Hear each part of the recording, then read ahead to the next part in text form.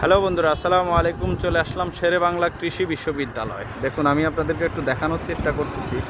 মূলত এখানে বিভিন্ন রকম বীজ উৎপাদন করা হয় এবং কি হাইব্রিড জাতের বীজ উৎপাদন করা হয়। এটা নিয়ে গবেষণা করা হয়। ওই যে দেখুন, ধান নিয়ে গবেষণা করতেছে, তারপরে বিভিন্ন রকম বীজ এখানে লাগানো হয়েছে, যেগুলো নিয়ে আসলে গবেষণা করা হয়। তো দেখুন, আমি আপনাদেরকে একটু দেখানোর চেষ্টা করতেছি। ওই যে দেখুন, আসলে আমি তো ব্যস্ত, রাস্তায় দাঁড়ানো অবস্থায় ভিডিও করতেছি, যার কারণে ভিতরে প্রবেশ করতে পারি না। আর এখানে ভিতরে প্রবেশ করা নিয়ম আছে কিনা আমি জানি না, তবে আমি ব্যস্ত ছিলাম, যার কারণে আমার সম্ভব হয় নাই। আমার যতটুকু সম্ভব হচ্ছে আমি আপনাদেরকে তুলে ধরার চেষ্টা করতেছি। এই যে দেখুন, এই যে দেখুন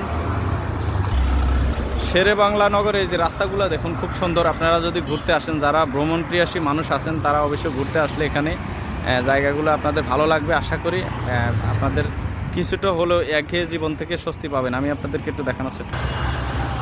এই যে দেখুন, এটা হচ্ছে পুরাতন বাণিজ্য মেলা মাঠ। আগে বাণিজ্য মেলা এখানে হতো। বাণিজ্য মেলা পূর্ব অঞ্চলের শেষ প্রান্তে, মানে হচ্ছে ঢাকার শেষ প্রান্তে কাঞ্চন ব্রিজের কাছাকাছি অনুষ্ঠিত হয়। এখন প্রায় এটা নারায়ণগঞ্জ জেলাতে অবস্থিত। দেখুন, এটা হচ্ছে শ্রীমন্ত্রী সম্মেলন কেন্দ্র। এখানে মূলত বড় বড় লোকদের বিভিন্ন পার্টি হয় বা সরকারি অনুষ্ঠানগুলো এখানে হয়। আমি আপনাদের মাঝে একটু তুলে ধরার চেষ্টা করতেছি। দেখুন,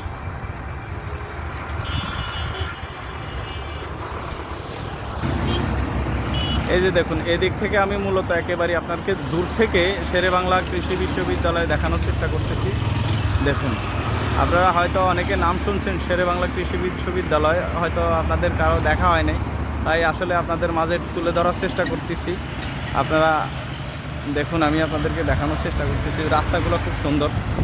আর বিষয়টা হচ্ছে, শেরে বাংলা কৃষি বিশ্ববিদ্যালয়ে আসলে আপনারা এদিক দিয়ে আগারগাঁও চলে যেতে পারবেন।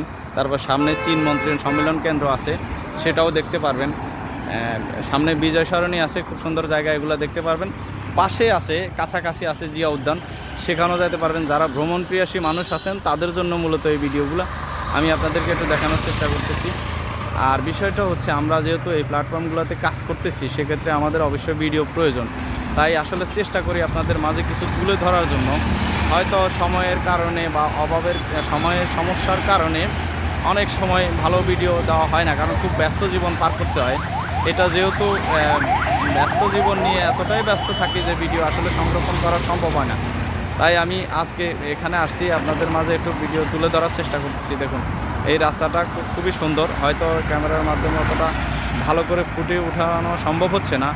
যদিও ভালো ক্যামেরা হয়তো, ভালো মোবাইল হয়তো, তাহলে হয়তো ভালোভাবে আপনাদের মাঝে তুলে ধরার চেষ্টা করতে পারতাম। কিন্তু বিষয়টা হচ্ছে, আমার মোবাইলটাও তো ভালো না, তাই আমার পক্ষে যতটুকু সম্ভব হচ্ছে আমি আপনাদের মাঝে তুলে ধরার চেষ্টা করতেছি। দেখুন,